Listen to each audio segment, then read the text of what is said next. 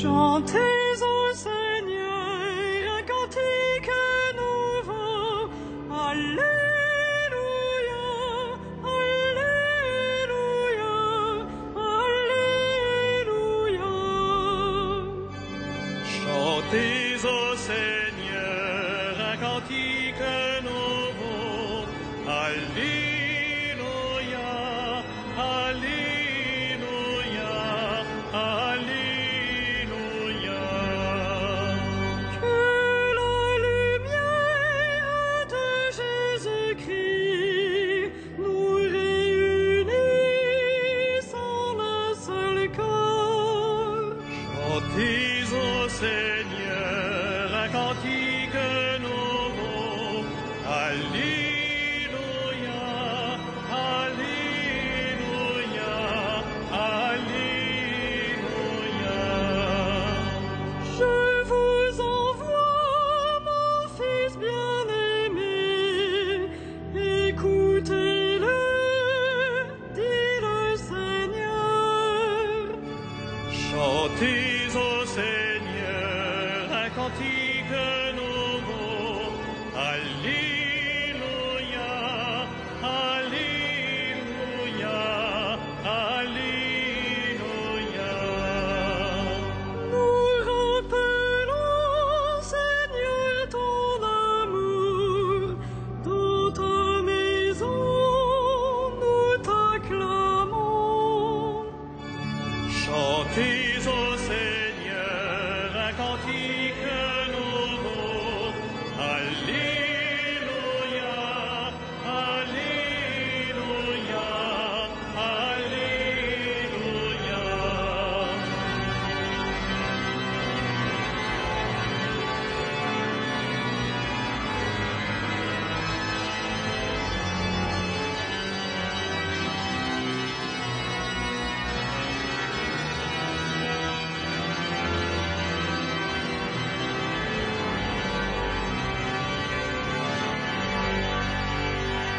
Gloire au Messie venu parmi nous, c'est l'envoyé de notre Dieu.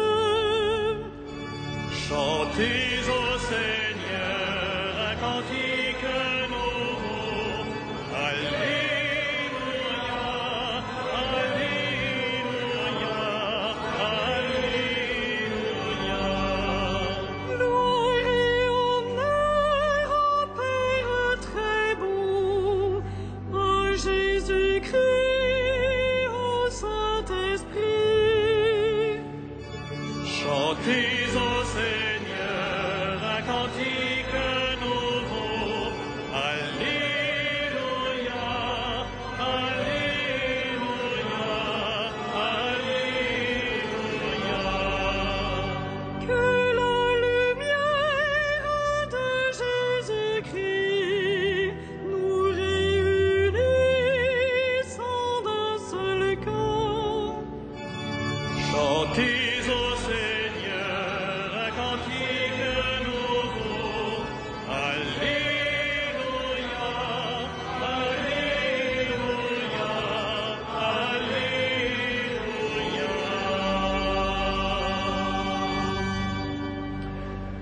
Au nom du Père et du Fils et du Saint-Esprit, la paix soit avec vous. Soyez les bienvenus, frères et sœurs, dans cette cathédrale pour célébrer ce soir la messe du 5e dimanche de Pâques. Que soient bienvenus aussi tous ceux qui s'associent à cette messe grâce à la télévision catholique KTO ou grâce à Radio Notre-Dame.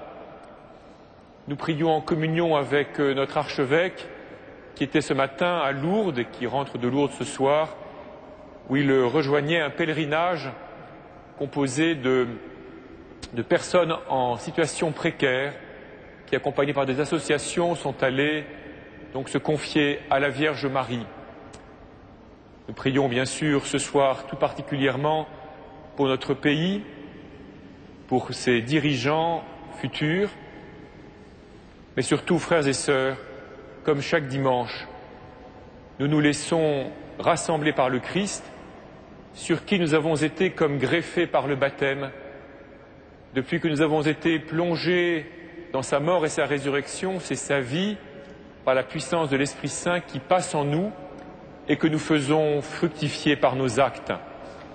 En souvenir de notre baptême, nous allons maintenant recevoir l'aspersion avec l'eau que nous allons bénir. Dieu éternel et tout-puissant, tu as donné aux hommes l'eau qui les fait vivre et les purifie. Tu veux aussi qu'elle puisse laver nos âmes et nous apporter le don de la vie éternelle. Daigne bénir cette eau pour que nous en recevions des forces en ce jour qui t'est consacré. Par cette eau, renouvelle en nous la source vive de ta grâce, défends-nous contre tout mal de l'âme et du corps. Nous pourrons alors nous approcher de toi avec un cœur pur et profiter pleinement du salut que tu nous donnes par Jésus le Christ, notre Seigneur.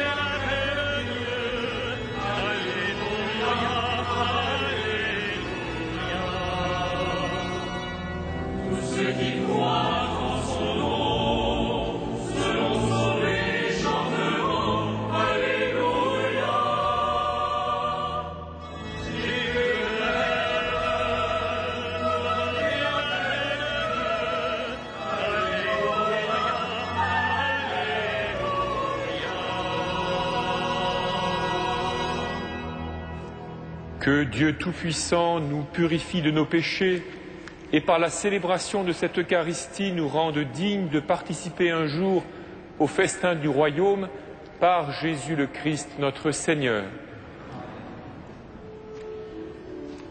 Gloria in excelsis Deo.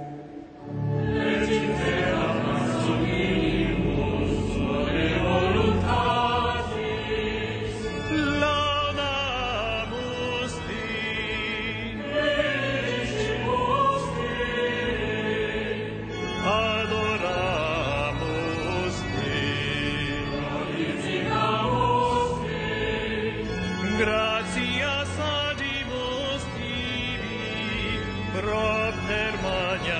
gloriam tuam.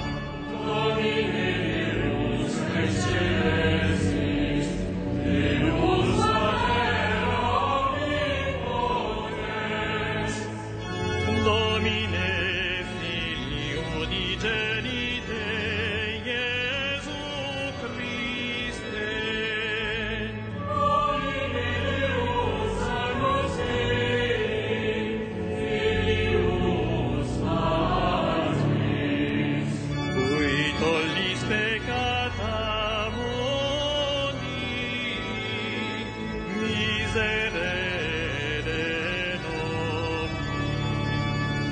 qui tollis peccata mundi, suscite imprecationem nostra. Qui sedes ad exteram patris, miserere nobis. Gloriatus solus Sanctus, Tu solus Dominus, tu solus Sanctissimus, Iesu Christe, cum Sancto Spiritu, in gloria Dei Patris. Amen.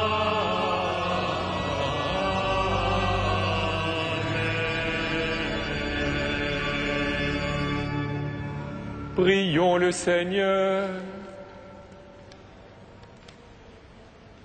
Dieu qui as envoyé ton Fils pour nous sauver, pour faire de nous tes enfants d'adoption, regarde avec bonté ceux que tu aimes comme un Père. Puisque nous croyons au Christ, accorde-nous la vraie liberté et la vie éternelle. Par Jésus-Christ, ton Fils, notre Seigneur et notre Dieu, qui règne avec toi et le Saint-Esprit, maintenant et pour les siècles des siècles.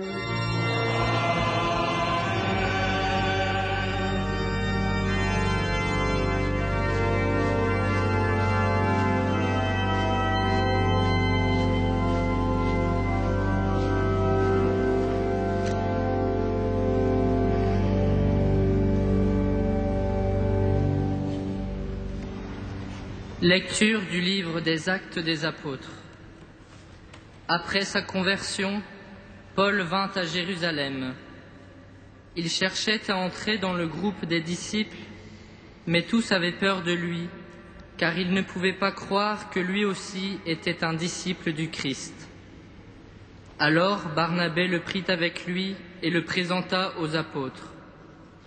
Il leur raconta ce qui s'était passé.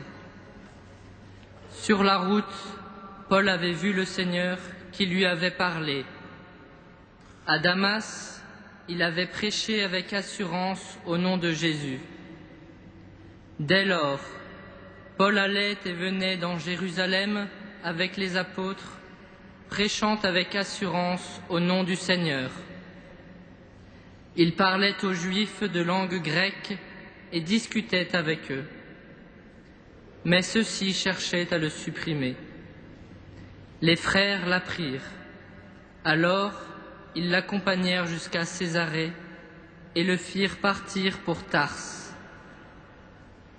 L'Église était en paix dans toute la Judée, la Galilée et la Samarie. Dans la crainte du Seigneur, elle se construisait et elle avançait. Elle se multipliait avec l'assistance de l'Esprit Saint. Parole du Seigneur.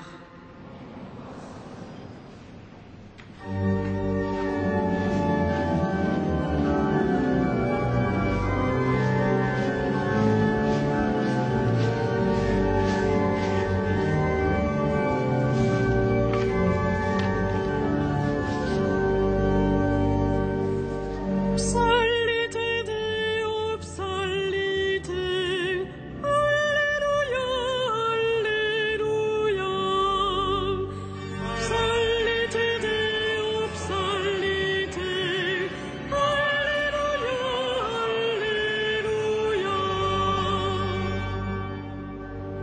Tu seras ma louange dans la grande assemblée.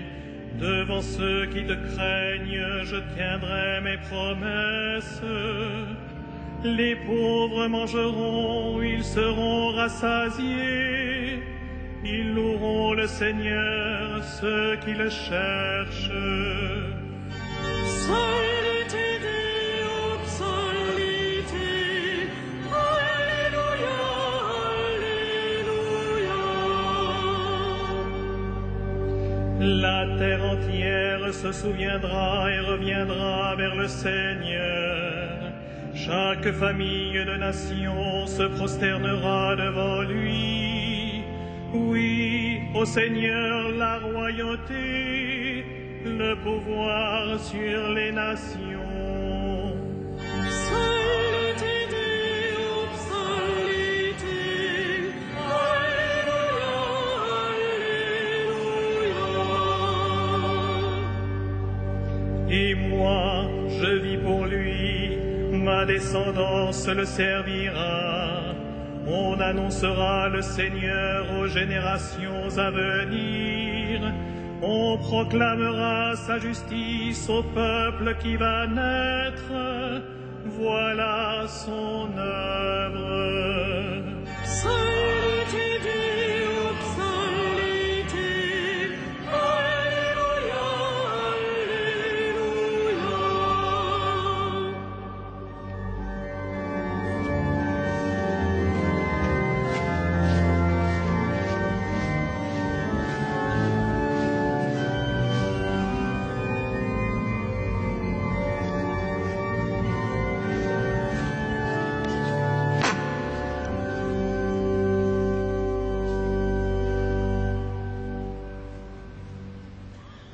Lecture de la première lettre de Saint Jean.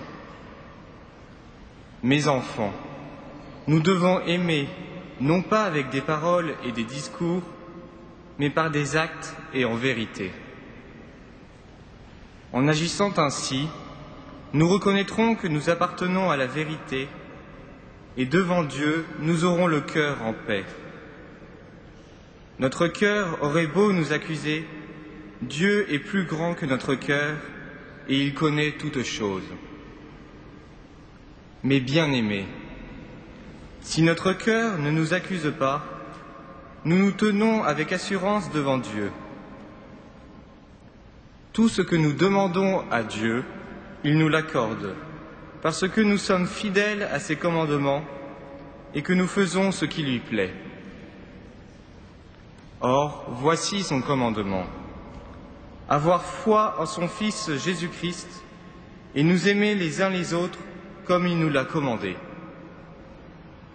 Et celui qui est fidèle à ses commandements demeure en Dieu et Dieu en lui. Et nous reconnaissons qu'il demeure en nous puisqu'il nous a donné son esprit. Parole du Seigneur.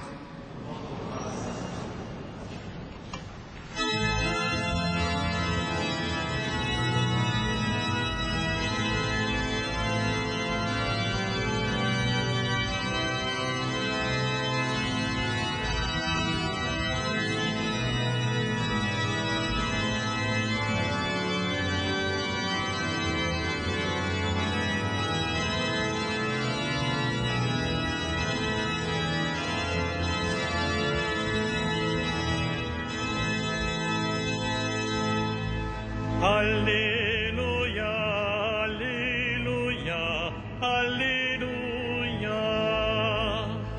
Alléluia, Alléluia, Alléluia.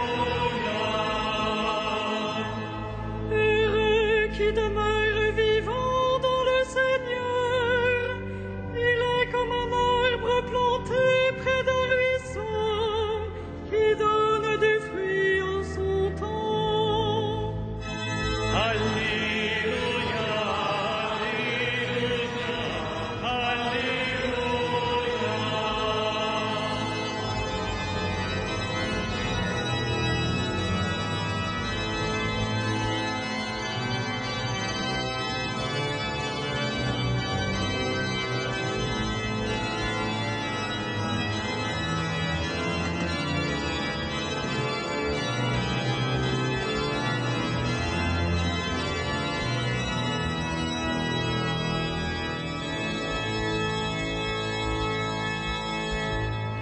Le Seigneur soit avec vous. Et avec votre esprit. Évangile de Jésus-Christ selon saint Jean.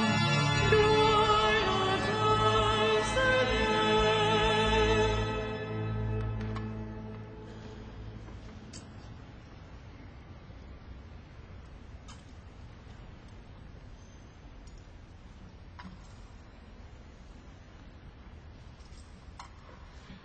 À l'heure où Jésus passait de ce monde à son Père, il disait à ses disciples, « Moi, je suis la vraie vigne, et mon Père est le vigneron.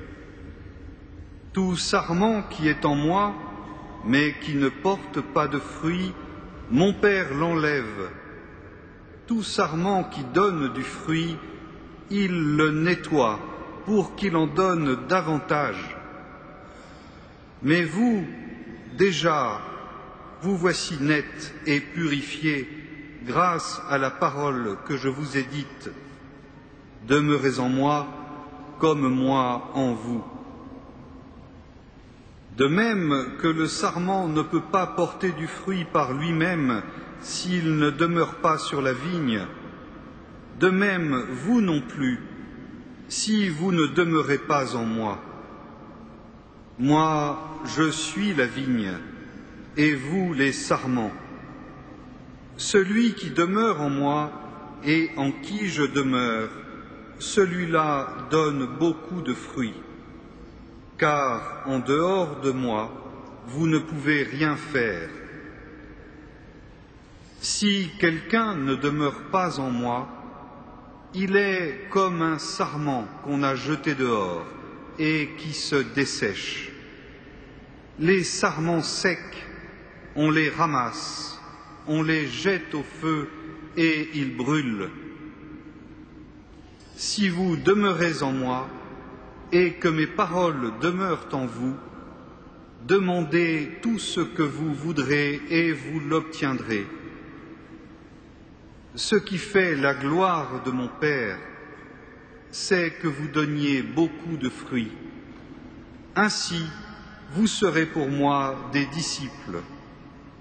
Acclamons la parole de Dieu. Louange à toi, Seigneur Jésus.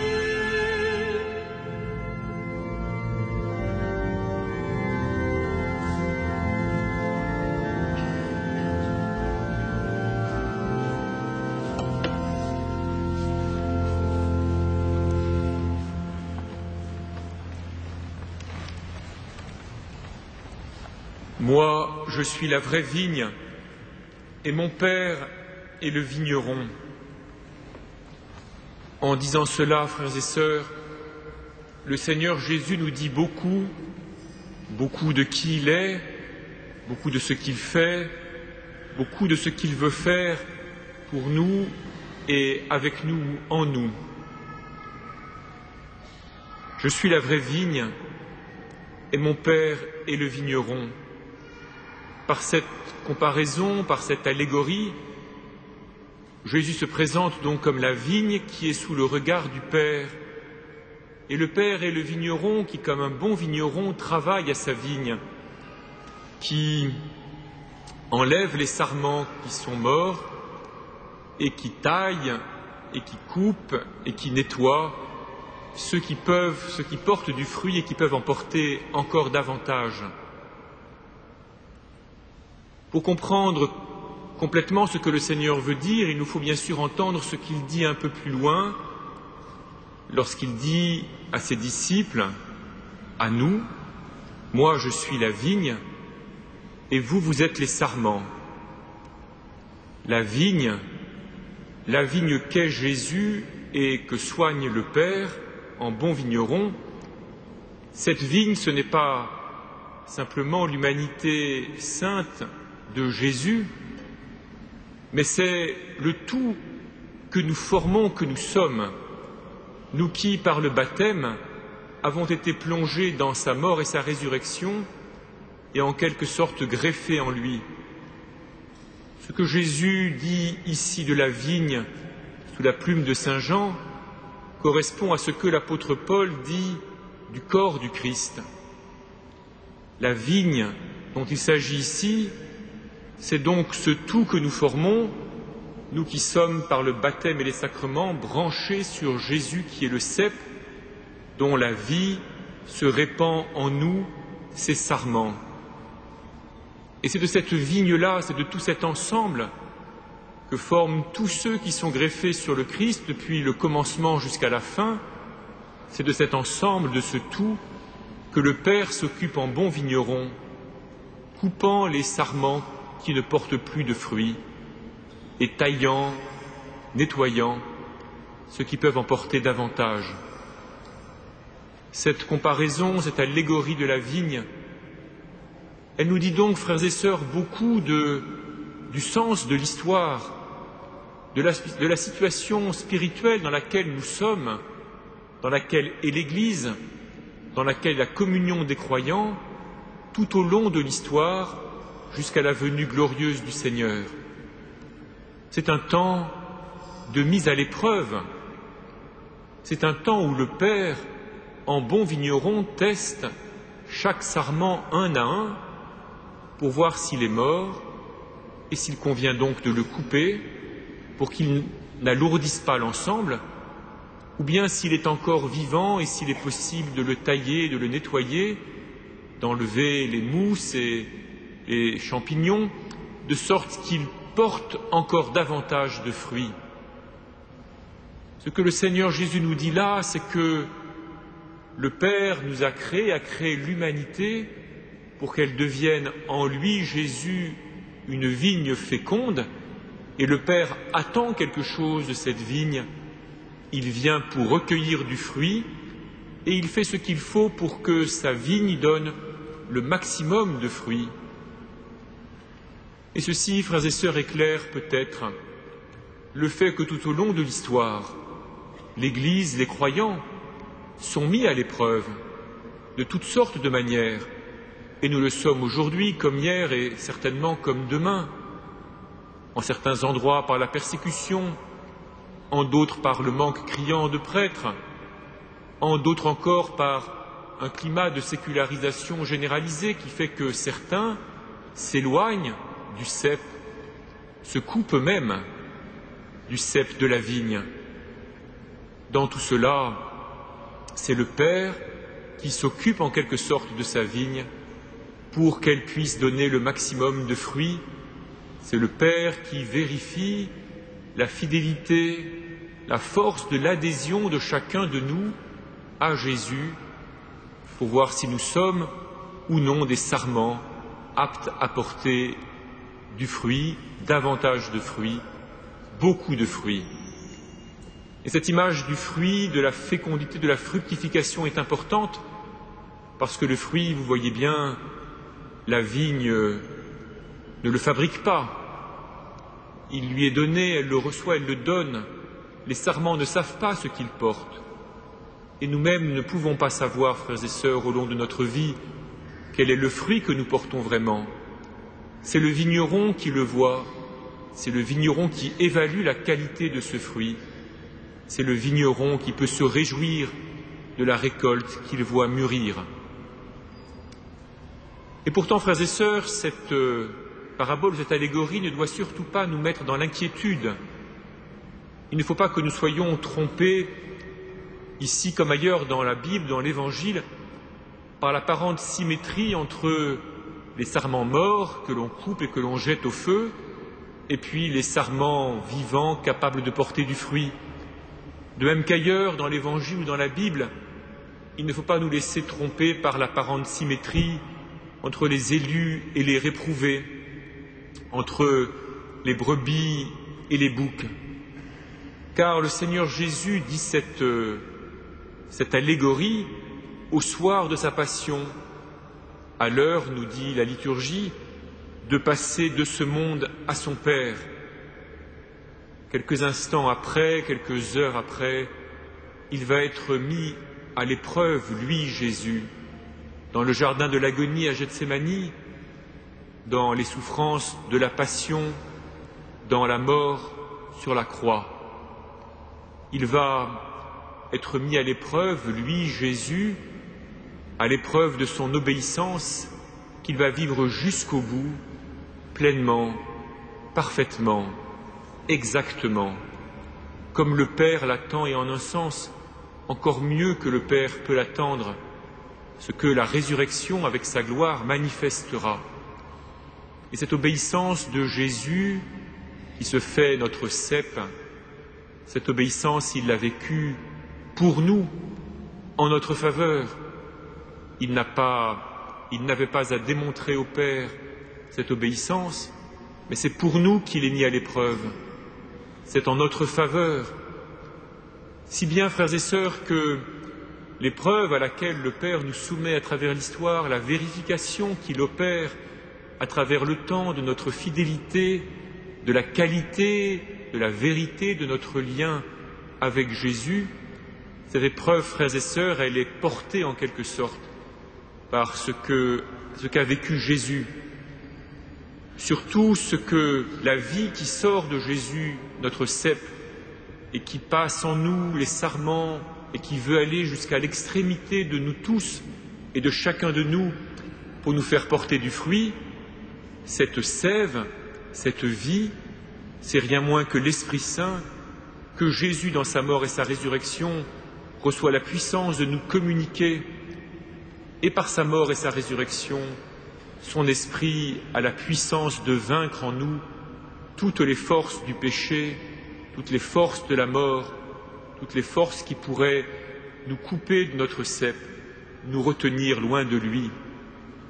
C'est Jésus le cep qui nous porte, c'est lui qui s'engage, et sa sève est une sève puissante, capable de faire porter du fruit, même aux sarments parfois nécrosés que nous pouvons être. C'est pourquoi, frères et sœurs, nous nous rassemblons chaque dimanche, nous nous rassemblons autour de Jésus, vers lui, nous nous rassemblons pour que notre cep puisse resserrer en quelque sorte nos liens avec lui par la puissance de sa parole que nous entendons proclamer, en nous associant à son sacrifice, en communiant à son corps dont il fait notre nourriture. Chaque fois, frères et sœurs, que nous nous rassemblons le dimanche, nous renouvelons ou nous laissons renouveler, purifier, fortifier, renforcer le lien, la greffe entre Jésus et nous, le lien de Jésus qui nous a saisis et de nous qu'il a choisis pour être, ou qu'il a reçus pour être ses sarments. L'apôtre Jean nous dit cela, frères et sœurs, dans son épître, dans une phrase étonnante qu'il vaut la peine de retenir. Il dit que nous devons aimer, non en parole et en discours, mais par des actes et en vérité. Et il poursuit en disant « Notre cœur aurait beau nous accuser, Dieu est plus grand que notre cœur, et il connaît toutes choses. » Aimer, tout le monde peut comprendre, frères et sœurs, que ce ne peut être simplement une question de parole et de discours. Aimer n'a de sens que si c'est en acte et en vérité que nous aimons. Mais qui d'entre nous, un peu lucide sur lui-même, peut prétendre vivre vraiment à cette hauteur-là toujours? Car sous la plume ou dans la bouche de l'apôtre Jean, cette invitation à aimer ne porte pas seulement sur l'amour que nous pouvons porter à notre conjoint, à nos enfants, à nos parents, à nos amis, à ceux qui nous aiment. Mais aimer doit être l'attitude générale, globale, synthétique du chrétien, du disciple de Jésus. Aimer en acte et en vérité, c'est ce qui doit polariser l'ensemble de nos actes, tout ce que nous déployons au long des jours dans tous les domaines de notre vie, aussi bien de notre vie professionnelle que de notre vie sociale ou de notre vie familiale. Aimer ne peut pas être simplement un secteur de notre vie partagé avec quelques privilégiés, mais ce vers quoi nous devons tendre de bien des manières et avec toutes sortes de médiations à travers tout ce que nous faisons. Qui d'entre nous, frères et sœurs, osera dire qu'il aime toujours en acte et en vérité. Mais nous, chrétiens, nous ne prétendons pas nous présenter comme des modèles de l'amour. Ce que nous présentons, c'est l'amour de Jésus. Nous, chrétiens, notre grandeur, ce n'est pas de prétendre tout faire parfaitement, mais c'est de laisser l'amour dont Jésus aime pénétrer notre cœur, pénétrer notre intelligence, notre volonté, notre mémoire, devenir peu à peu la source profonde de nos actes et nous conduire ainsi là où il veut nous conduire. Ce n'est pas de notre amour à nous, ce n'est pas de notre bonté à nous, ce n'est pas de notre sympathie à nous que nous sommes les témoins. Nous sommes les témoins de l'amour puissant de Jésus qui peut nous renouveler en profondeur.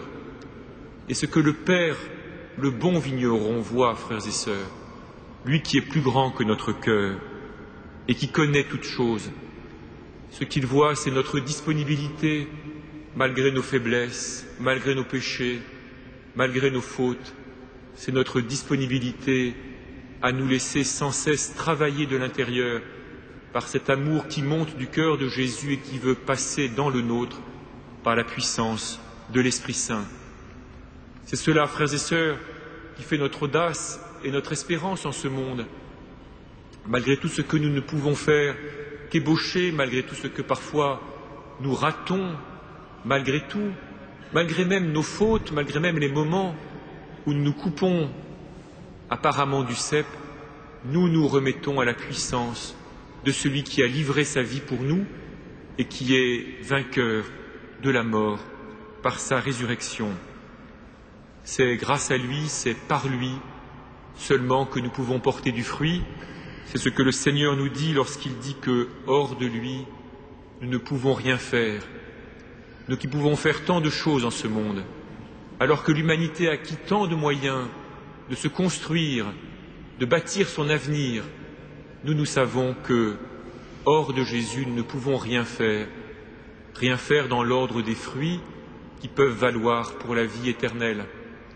Et notre mission en ce monde, c'est justement de montrer cette belle fructification, c'est d'accepter d'être sans cesse travaillé par le Seigneur, sans cesse repris par lui, par sa parole, par son Esprit Saint, par la puissance qu'il déploie dans ses sacrements, de sorte que nous portions des fruits, beaucoup de fruits, pour la joie de ceux qui nous entoureront et qui trouveront en nous une nourriture que nous ne saurons pas toujours, pour la gloire de Dieu et pour notre joie éternelle.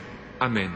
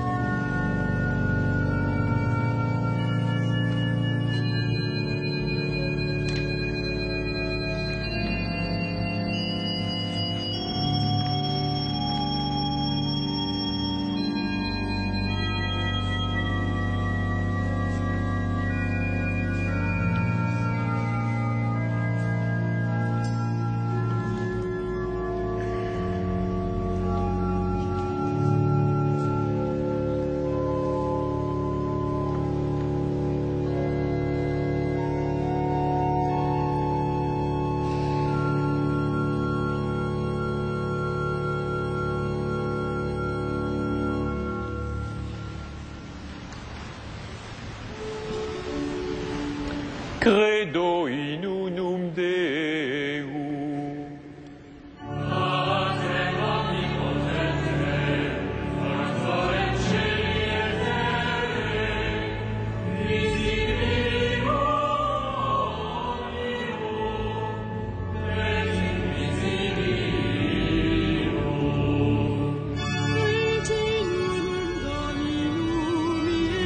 Christum, Filium Dei unice,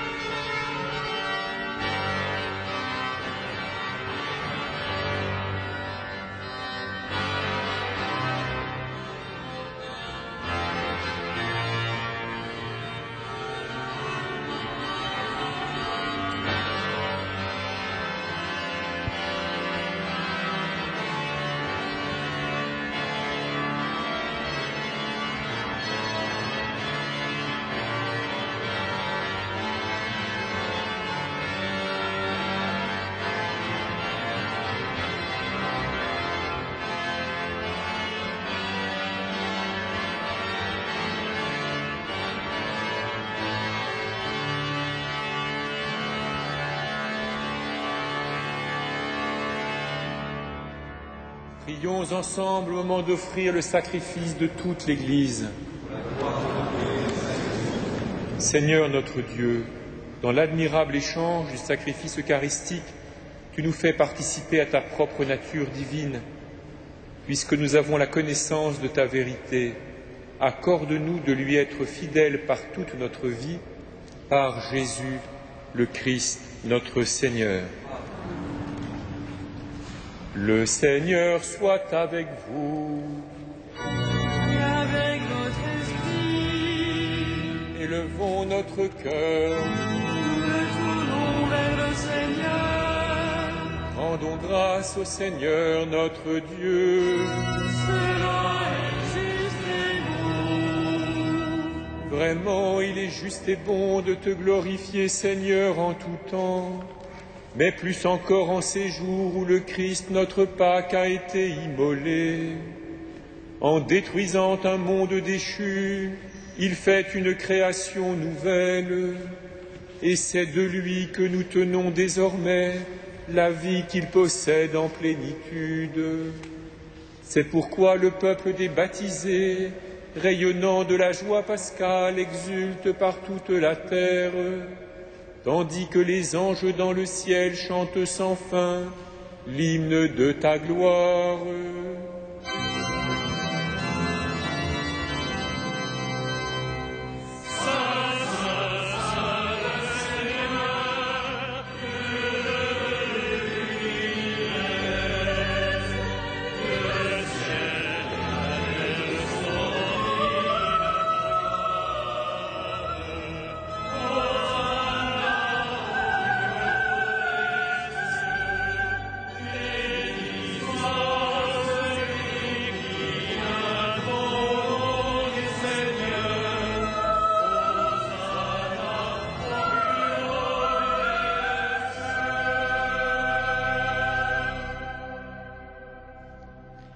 Tu es vraiment saint, Dieu de l'univers, et toute la création proclame ta louange, car c'est toi qui donnes la vie, c'est toi qui sanctifies toutes choses par ton Fils Jésus-Christ notre Seigneur, avec la puissance de l'Esprit Saint, et tu ne cesses de rassembler ton peuple, afin qu'il te présente partout dans le monde une offrande pure. C'est pourquoi nous voici rassemblés devant toi, et dans la communion de toute l'Église, en ce premier jour de la semaine, nous célébrons le jour où le Christ est ressuscité d'entre les morts. Par lui que tu as élevé à ta droite, Dieu Tout-Puissant, nous te supplions de consacrer toi-même les offrandes que nous apportons. Sanctifie-les par ton Esprit, pour qu'elles deviennent le corps et le sang de ton Fils, Jésus-Christ notre Seigneur, qui nous a dit de célébrer ce mystère. La nuit même où il fut livré, il prit le pain. En te rendant grâce, il le bénit, il le rompit et le donna à ses disciples en disant : « Prenez et mangez-en tous, ceci est mon corps livré pour vous. »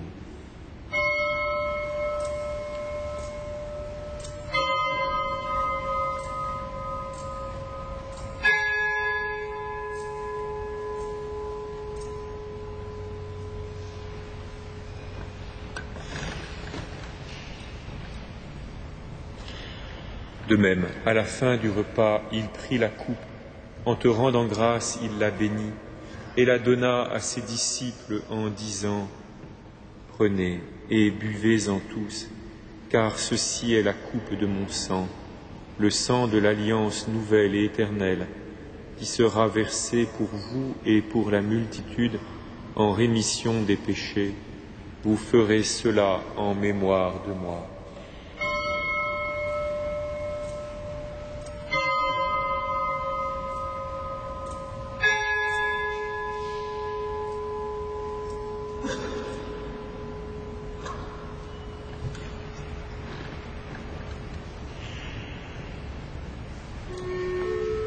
Il est grand le mystère de la foi. Nous proclamons ta mort, Seigneur Jésus. Nous célébrons ta résurrection.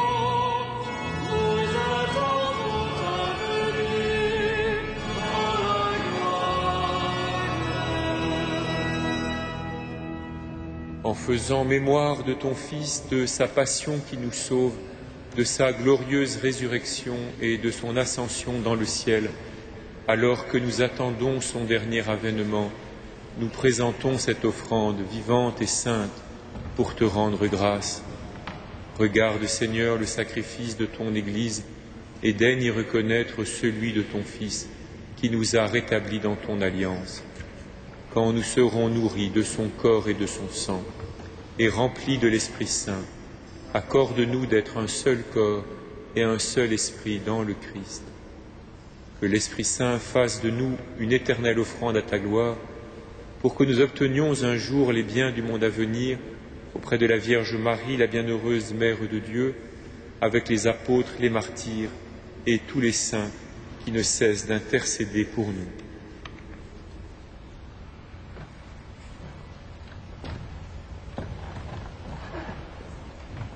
Et maintenant, nous te supplions, Seigneur, par le sacrifice qui nous réconcilie avec toi, étends au monde entier le salut et la paix. Affermis la foi et la charité de ton Église au long de son chemin sur la terre. Veille sur ton serviteur, notre pape Benoît, et notre archevêque André, Éric, son auxiliaire, qui célèbre cette Eucharistie, l'ensemble des évêques, les prêtres, les diacres et tout le peuple des rachetés. Écoute les prières de ta famille assemblée devant toi et ramène à toi, Père très aimant, tous tes enfants dispersés.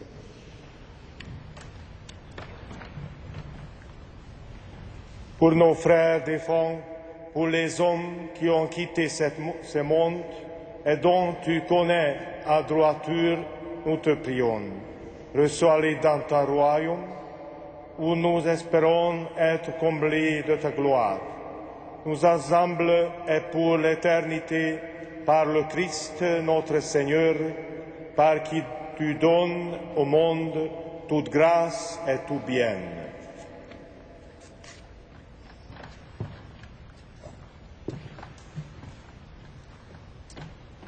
Par lui, avec lui et en lui, à toi, Dieu le Père Tout-Puissant, dans l'unité du Saint-Esprit, tout honneur et toute gloire pour les siècles des siècles. Amen.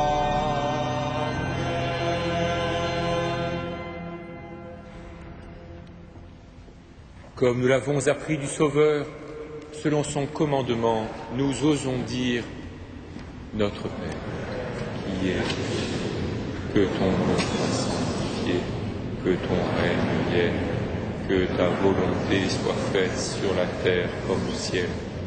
Donne-nous aujourd'hui notre pain de ce jour. Pardonne-nous nos offenses, comme nous pardonnons aussi à ceux qui nous ont offensés.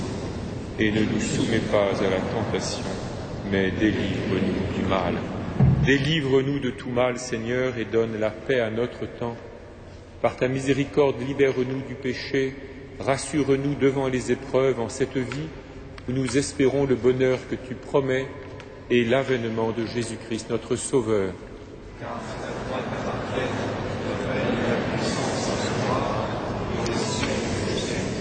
Seigneur Jésus-Christ, tu as dit à tes apôtres, je vous laisse la paix, je vous donne ma paix. Ne regarde pas nos péchés, mais la foi de ton Église, pour que ta volonté s'accomplisse. Donne-lui toujours cette paix et conduis-la vers l'unité parfaite, toi qui règnes pour les siècles des siècles. Que la paix du Seigneur soit toujours avec vous. Frères et sœurs, dans la charité du Christ, donnez-vous la paix.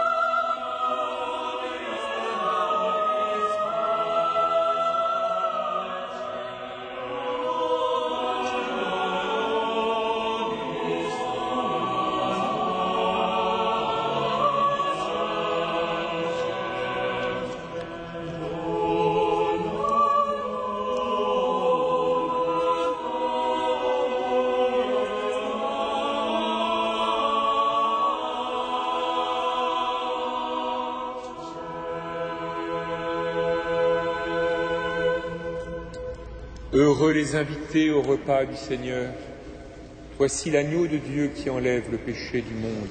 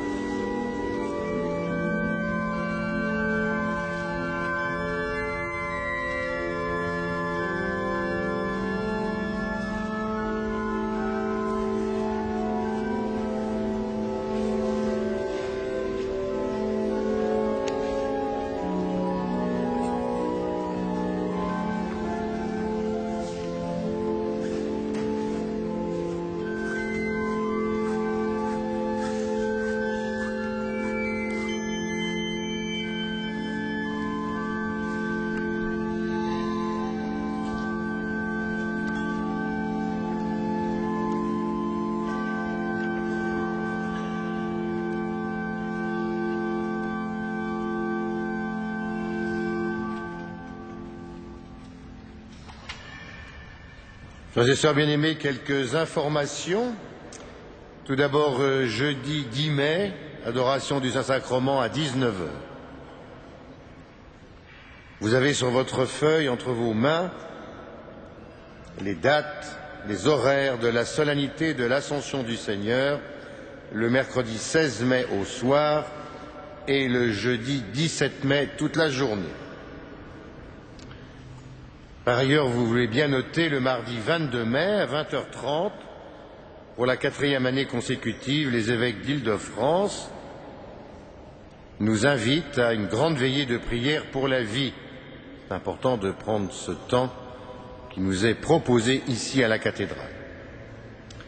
Vendredi 25 mai, messe et nuit des témoins avec l'aide à l'Église en détresse. Donc la messe est à 18h30 et sera présidée par Monseigneur Luigi Ventura, nonce apostolique en France. Vous pourrez passer quand vous le voudrez, mais d'ici le 15 septembre, vous avez le temps, mais le temps passe si vite, pour voir la belle exposition qui est dans le déambulatoire depuis hier sur Thérèse de Lisieux ou la brûlure d'amour. Enfin, les nocturnes à Notre-Dame de Paris ont repris, comme vous le savez, avec l'opéra d'images Réjouis-toi Marie, en ce mois de mai, tous les jeudis et tous les samedis à 21 h, et au mois de juin, tous les jeudis et les samedis à 21h15. Par ailleurs, le mercredi 9 mai à 20h30, un concert musique au temps des papes d'Avignon. Vous pouvez trouver des places à l'accueil.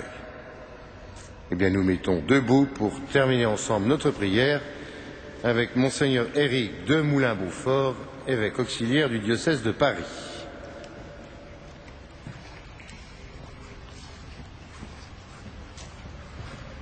Prions. Dieu très bon, reste auprès de ton peuple, car sans toi notre vie tombe en ruine. Fais passer à une vie nouvelle ce que tu as initié au sacrement de ton royaume, par Jésus le Christ notre Seigneur.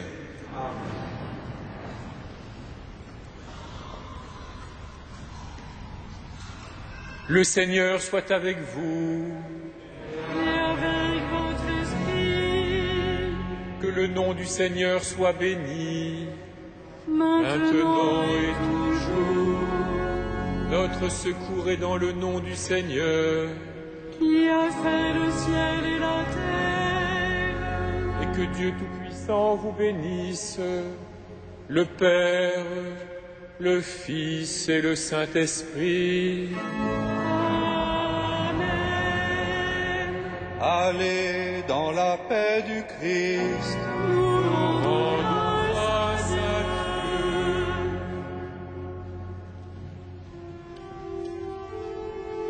Regina Celi.